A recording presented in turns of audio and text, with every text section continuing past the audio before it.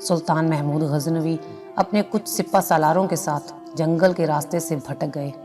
عصر سے وقت تیزی سے سورج ڈھلنے کی طرف گزر رہا تھا۔ سلطان جنگل میں راستہ تلاش کرنے میں سرگرداں تھے کہ ایک ہندو دھرم کی شہزادی پر نگاہ پڑی جو اپنی کنیز کے ساتھ شاید شکار پر نکل آئی تھی۔ اکیلی شہزادی اور اس کی کنیز اس چیز سے بے خبر دریا کے کنارے پاؤں ڈبوئے بیٹھی تھیں کہ ان کے پیچھے ایک جنگلی ریچھ پہنچ چکا ہے۔ اس وقت تک کہ سلطان کا تیر اس کے حلق سے آر پار ہوتا، وہ ریچھ شہزادی کی کنیز کو ایک ہاتھ کے پنجے سے ضرب دے چکا تھا۔ اس سے پہلے شہزادی اپنا ترکش سنبھالتی اور تیر کمان میں نکالتی شاید بہت دیر ہو جاتی۔ سلطان محمود غزنوی نے پے در پہ 3 تیر اس جنگلی درندے پر دے مارے جس سے وہ ڈھیر ہو گیا۔ شہزادی کو یہ جاننے میں مشکل نہ ہوئی کہ اس مہارت اور بہادری کا مظاہرہ کوئی جنگجو سپہ سالار ہی کر سکتا ہے۔ شہزادی سلطان کی طرف متوجہ ہوئی، اظہار تشکر کے لیے اپنا تعارف کرواتے ہوئے بولی، میرا نام سمرتی ہے، میں جے پور ریاست کی راجہ کی اکلوتی بیٹی ہوں، میری جان بچانے کا شکریہ، میں تمہیں اپنے پتا سے کہہ کر فوج میں کوئی اعلیٰ عہدہ دلوا دوں گی، ویسے تم ہماری فوج کے سپاہی لگتے نہیں ہو، بتاؤ کہاں سے تعلق ہے تمہارا؟ سمرتی شاید یہ نہیں جانتی تھی کہ اس کے سامنے کوئی معمولی سپاہی نہیں بلکہ اس وقت کے سب سے طاقتور اسلامی لشکر کے سربراہ اعلیٰ سلطان ہیں، جن کے نام سے ہی ہندو راجاؤں کے حلق خشک ہو جاتے ہیں۔ سلطان نے مختصراً اپنی شناخت ظاہر نہ کرتے ہوئے کہا، جی کسی اور فوج کا سپاہی ہوں۔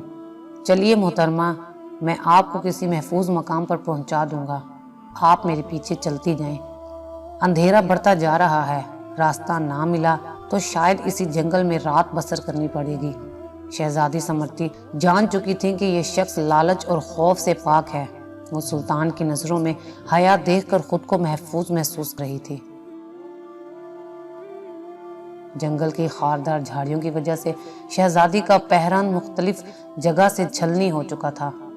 شہزادی تھکاوٹ سے چور ہو چکی تھی۔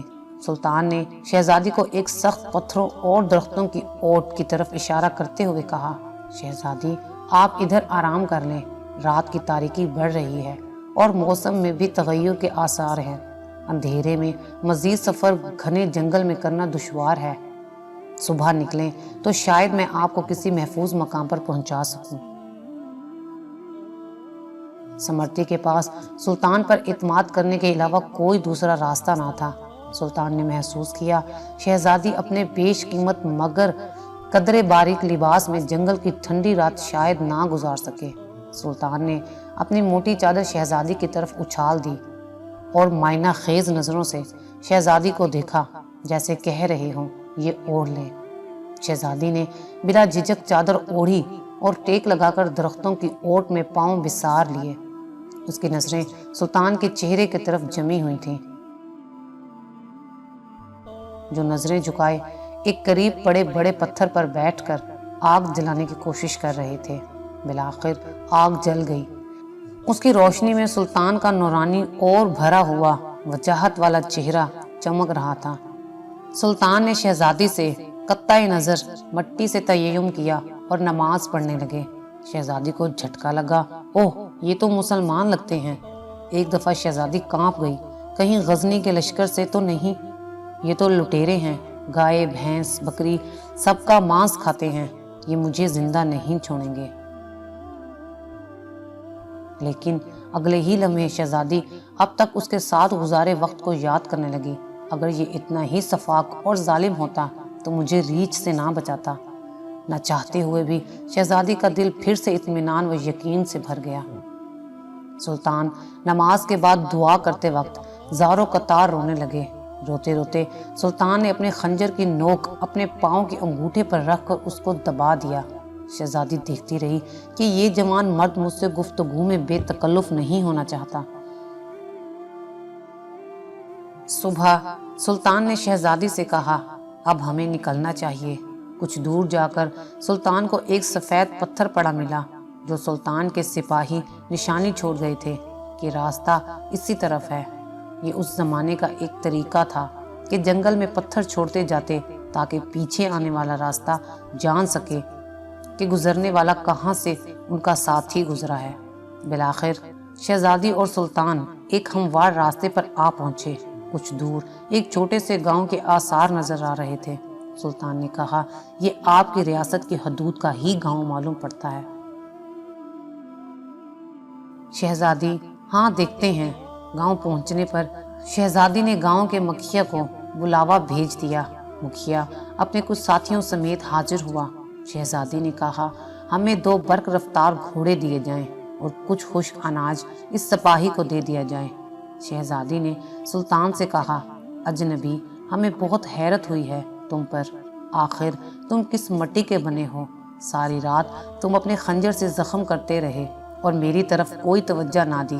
تم چاہو تو ہمارے ساتھ محل چلو، ہم تمہیں انعام و اکرام سے بھر دیں گے اپنی جان بچانے کے بدلے میں۔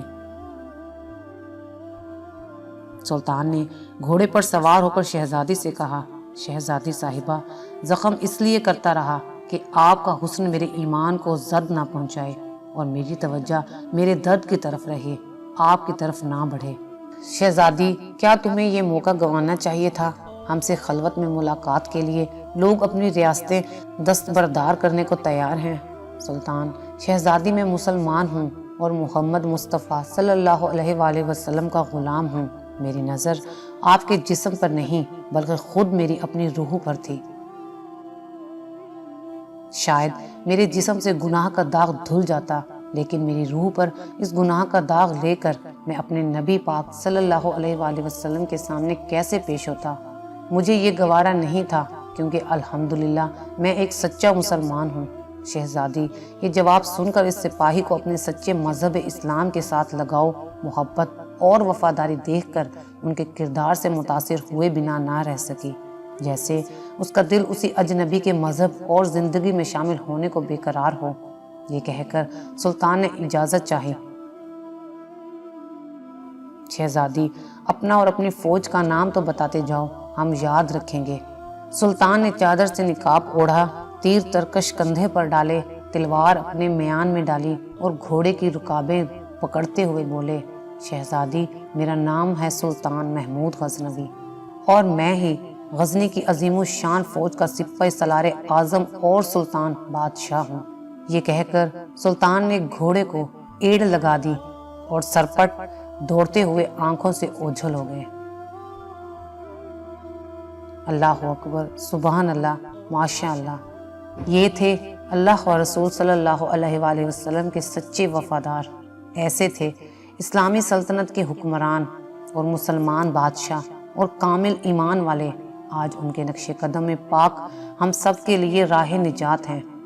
اللہ کریم ہمیں نیکی کرنے اور نیکی کو پھیلانے کی توفیق بخشے، اپنے علم پر عمل کرنے کی توفیق بخشے، آمین ثم آمین یا رب العالمین۔ اگر آپ کو ہماری یہ ویڈیو اچھی لگی ہو تو اسے لائک کریں، شیئر کریں اور مزید اچھی ویڈیوز دیکھنے کے لیے ہمارا چینل سبسکرائب کریں۔